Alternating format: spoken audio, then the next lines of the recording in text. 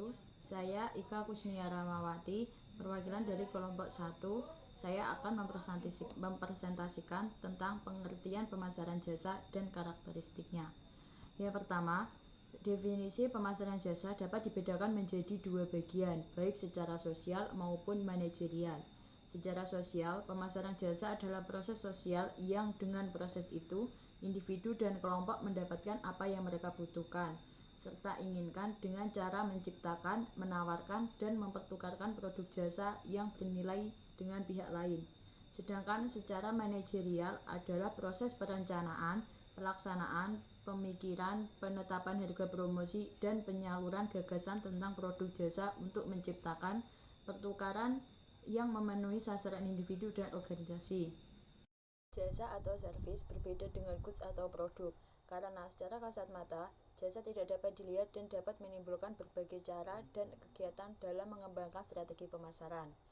Pak ini mengatakan bahwa jasa sebagai aktivitas ekonomi yang mempunyai sejumlah elemen, nilai, dan manfaat intangible yang berkaitan dengannya, yang melibatkan sejumlah interaksi dengan konsumen atau dengan barang-barang milik dan tidak menghasilkan perubahan kepemilikan. Dalam kondisi bisa saja muncul dan produksi suatu jasa juga tidak berkaitan dengan produk fisik. Jasa merupakan aktivitas, manfaat, atau kepuasan yang ditawarkan untuk dijual. Contohnya kursus, bengkel mobil, salon kecantikan, hotel, dan lain sebagainya. Sedangkan beberapa ahli mengungkapkan tentang pengertian pemasaran jasa, salah satunya dari Kotler dan Keller. Mereka mengatakan bahwa jasa merupakan setiap aktivitas, manfaat, atau performance yang ditawarkan oleh satu pihak ke pihak yang lain, bersifat intangible dan tidak menyebabkan perpindahan kepemilikan apapun, dan dalam produksinya tidak dapat terikat maupun tidak dengan produk fisik. Karakteristik dari pemasaran jasa yang pertama adalah tidak berwujud atau intangibility, di mana jasa mempunyai sifat tidak berwujud karena tidak bisa dilihat, dirasa, didengar, diraba, atau dicium sebelum transaksi pembelian. Tidak seperti produk fisik, jasa tidak dapat dilihat, dirasakan, diraba, didengar, atau dibaui sebelum jasa itu dibeli. Yang kedua, tidak dapat dipisahkan, karena suatu bentuk jasa tidak dapat dipisahkan dari sumbernya yang merupakan orang atau mesin. Yang ketiga adalah berubah-ubah. Jasa sesungguhnya sangat mudah berubah-ubah karena jasa ini sangat bergantung pada siapa yang menyajikan, kapan, dan di mana disajikan. Dan yang terakhir adalah mudah lenyap, karena daya tahan suatu jasa tidak akan menjadi masalah jika permintaan selalu ada. Bila permintaan akan turun, maka masalah yang sulit akan segera muncul, tidak dapat disimpan. Jadi dapat musnahnya jasa bisa menjadi masalah ketika permintaan berfluktuasi. Beberapa strategi dapat menghasilkan kesesuaian yang lebih baik antara permintaan dan penawaran dalam bisnis jasa. Selanjutnya yaitu klasifikasi jasa. Jasa dapat diklasifikasikan berdasarkan berbagai kriteria, yaitu yang pertama berdasarkan sifat tindakan jasa. Jasa dikelompokkan dalam sebuah metrik yang terdiri atas dua sumbu, di mana sumbu vertikalnya menunjukkan sifat tindakan jasa atau tangible action dan intangible action. Sedangkan sumbu horizontalnya adalah penerimaan jasa atau manusia dan benda. Kedua, berdasarkan hubungan dengan pelanggan. Jasa dikelompokkan dalam sebuah metrik yang terdiri atas dua sumbu, di mana sumbu vertikalnya menunjukkan tipe hubungan antara perusahaan jasa dan pelanggannya, atau hubungan keanggotaan dan tak ada hubungan formal. Sedangkan sumbu horizontal adalah sifat penyampaian jasa berkesinambungan dan penyampaian diskret. Ketiga, berdasarkan tingkat customization dan judgment dalam penyampaian jasa. Jasa dikelompokkan dalam sebuah metrik yang terdiri atas dua sumbu, di mana sumbu vertikalnya menunjukkan tingkat customization karakteristik jasa atau tinggi dan rendah. Sedangkan sumbu horizontal adalah tingkat judgment yang diterapkan oleh kontak personal dalam memenuhi kebutuhan pelanggan industrial. Keempat, berdasarkan sifat permintaan dan penawaran jasa. Jasa dikelompokkan dalam sebuah metrik yang terdiri atas dua sumbu, di mana sumbu vertikalnya menunjukkan sejauh mana penawaran jasa menghadapi masalah sehubungan dengan pelaksanaan permintaan puncak, atau permintaan puncak dapat memenuhi tanpa penundaan, berarti dan permintaan biasanya melampaui penawaran. Sedangkan sumbu horizontalnya adalah tingkat fluktuasi permintaan sepanjang waktu atau tinggi dan rendah. Kelima, berdasarkan metode penyampaian.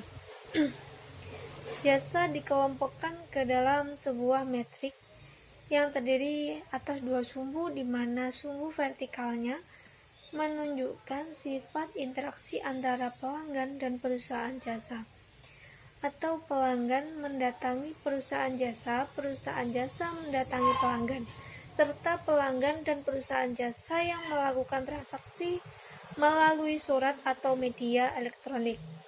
Sedangkan sumbu horizontal adalah ketersediaan outlet jasa atau single site dan multiple site.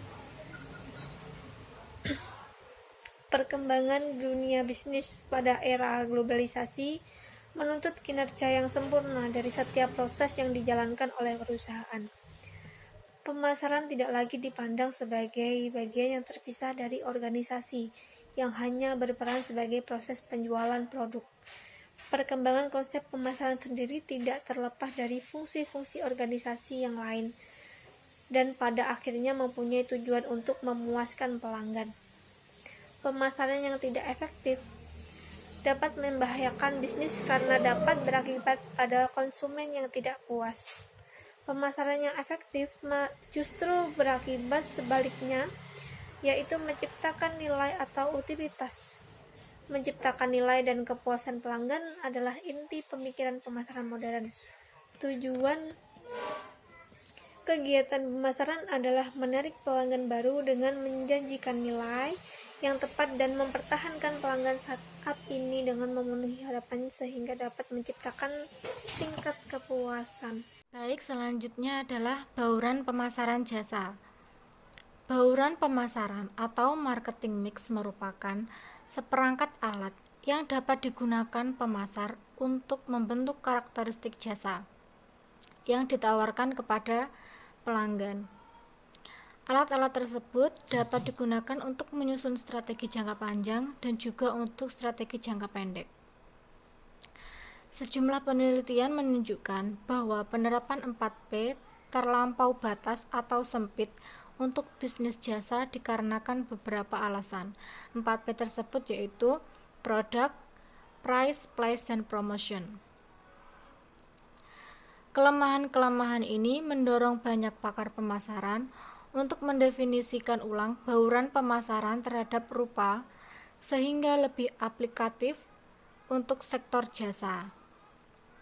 Hasilnya, 4P tradisional diperluas dan ditambahkan dengan 4 unsur lainnya, yaitu yang pertama people, process, physical evidence, dan yang terakhir customer service. Keputusan mengenai setiap unsur bauran pemasaran ini saling berkaitan satu sama lain. Kendali demikian, tingkat kepentingan yang ditekankan pada masing-masing unsur cenderung bervariasi antar jasa. Kemudian 4P dikembangkan menjadi yang pertama produk, yaitu merupakan bentuk penawaran organisasi jasa yang ditunjukkan untuk mencapai tujuan organisasi melalui pemuasan kebutuhan dan keinginan pelanggan.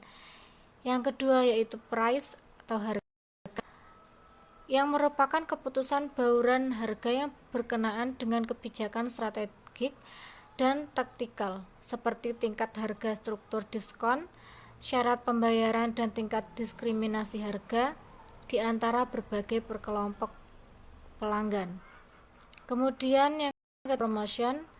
Dalam kasus pemasaran jasa, personil produksi juga menjadi bagian penting dalam bauran promosi.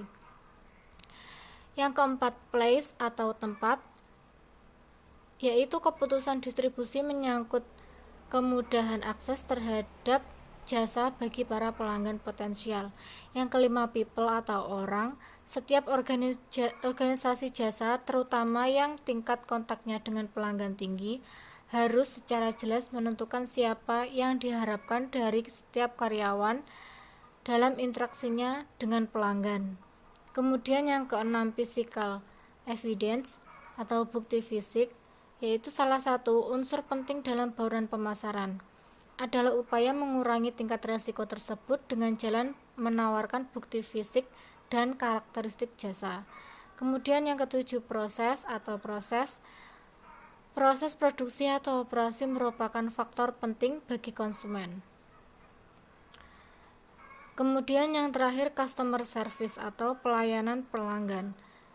Dalam sektor jasa, layanan pelanggan dapat diartikan sebagai kualitas total jasa yang dipersepsikan oleh pelanggan. Baik, terima kasih presentasi dari kelompok 1. Kurang lebihnya mohon maaf. Wassalamualaikum warahmatullahi wabarakatuh.